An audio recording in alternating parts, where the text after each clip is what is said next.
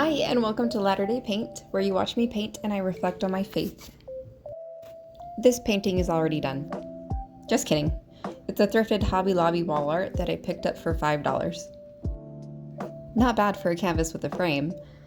I actually really liked it as is, but I bought it with a spot in my bedroom in mind, so I wanted it to be more personal.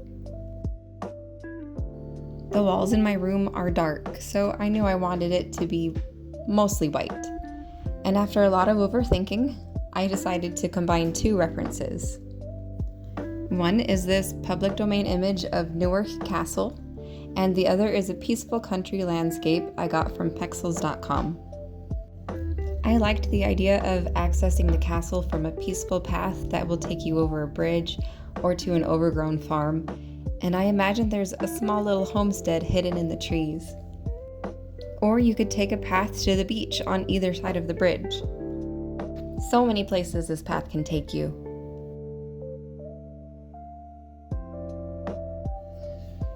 I like to consider paths and the many symbolisms and metaphors they take. They're made by others before us, or we can forge our own. It can get us to our desired destination. It can make us more lost. Some are set in stone, some dirt, some railroad tracks. But a journey taken by path has long been considered to be a parallel of life. People would consider this parallel as they traveled down them, first by foot, then by horse, then fast and faster until we're traveling at death-defying speeds, and just the slightest nudge of the steering wheel can throw you so fast that your destination, wherever it was before, has now become the hospital. Similarly, as mentioned in Gordon B. Hinckley's talk, watch the switches in your life. A tiny misplacement of just 3 inches by a switchman in the St. Louis rail yard can cause a baggage car destined for New Jersey to end up in New Orleans, about 1,500 miles off course. A tiny switch of a mindset can set you down a path of choices, of lifestyle, and even of understanding and perspective. And getting back on course usually means backtracking a ton, if you even see something wrong with the path you're on in time. For example, there was a time in my life when my perspective put anything that came out of the church in a negative light. It's actually pretty easy to put an ugly spin on things, even the scriptures, when you're trying to. I would read the scriptures in order to find reasons to doubt their authenticity. I never found anything definitive, but my intentions kept me from seeing the good, even beautiful things that I can see now. I wish I could tell you which major event caused me to turn around and head back down the other direction, but there wasn't one.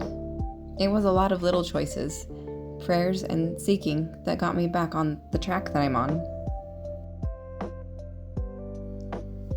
But the experience gave me a perspective I wouldn't have had otherwise. When Elder Uchtdorf graced us with his probably unintentionally divisive soundbite, "Doubt your doubts before you doubt your faith," I knew that what was going to help some people back on track was also going to cause a lot of trouble. Because for those who are already down on an alternative route and are looking for road signs to reinforce their decisions, here it was. How easy is it to hear that and go, wow, they're telling people to not even think for themselves anymore. Then the outrage and the offense bubbles up and covers up everything else within the talk. Like how it's normal to have doubts, but they need to be considered carefully so they don't drown out faith. Others on the path of faith will hear this and go, wow, it's so good of them to give us room for doubt and show us how to navigate it without it overwhelming us.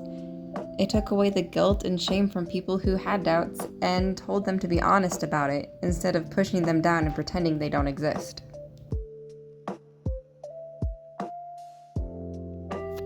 To me, it seems like he was asking us to do what people of faith get accused of doing the opposite of all the time. Use your mind over your emotions. Doubters tell us we're using our hearts to decide. We're letting hope cloud our thinking. The difference is that with this instance, the emotion that we're letting overwhelm us is fear. Fear that we've been misled and we've had it wrong and given our lives to a wicked cause all along.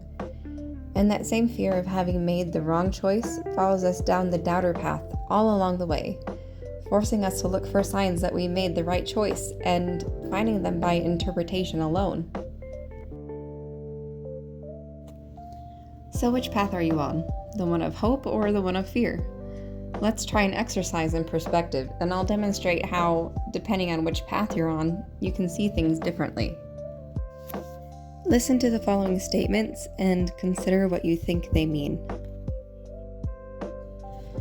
Studies show a small correlation between IQ and religious beliefs, and highly intelligent people are more likely to claim atheism.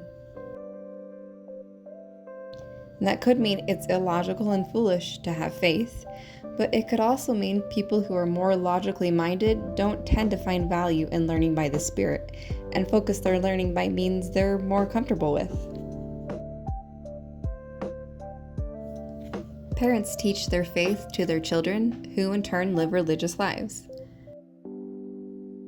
That could mean the children were brainwashed into believing without being given a chance to consider anything for themselves. Or it could mean that parents are sharing something they value highly with their children, and the children will often see the value in it themselves. People who spend a lot of time going to church and reading scriptures have strong faith and testimony. It could mean they live in a bubble and don't allow themselves to consider alternative ways of thinking.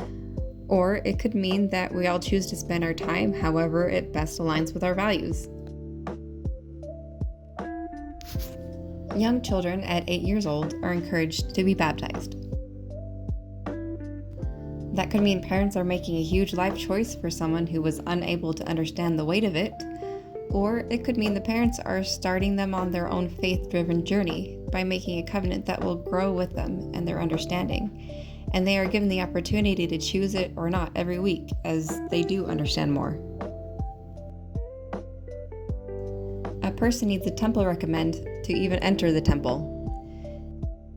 It could mean it's a secret club that is meant to divide the self-proclaimed righteous from the judged unrighteous, or it could mean there are still sacred spaces set apart for only those who are willing to make certain sacrifices and who are genuinely seeking more light and knowledge and a deeper connection with God and our Savior. Church leaders and missionaries are instructed to teach by the Spirit and avoid evidence-based instruction. That could mean there isn't enough sufficient evidence and they need to manipulate people through emotional means to get them on their side. Or it could mean there is no definitive evidence for either side, and we need to receive spiritual enlightenment to make faithful choices. You guys, I could go on and on. I could make a part 2 and a part 3, and a person can go crazy trying to figure out if they can logically tip the scales in the direction of hope and faith, or if there was something that leaves no doubt about their doubts, so they can leave and never look back. But the nature of this plan and our purpose on earth demands that this cannot happen.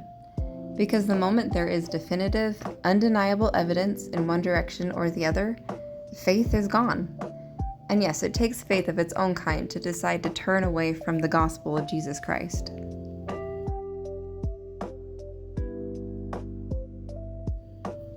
But the good news of the restoration is that after we have chosen the path of faith, we will be given our signs that we are going down the right path through personal revelation. Only after the trial of our faith, we can receive spiritual evidences that tip the scale. Absolutely.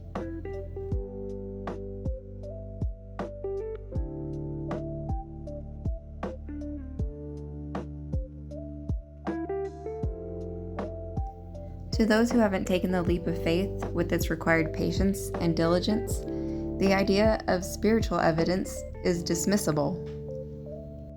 How could something you feel even be categorized as evidence?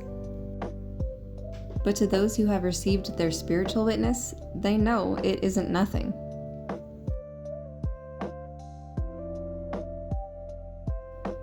Because we're human, they'll need reminding, and the smallest change of will can set them off course, flying into the ditch at any moment. But to consistently seek, accept, and expect a spiritual witness is not only confidence in the journey, but in the destination. We get to choose where to go. We get to choose what to believe.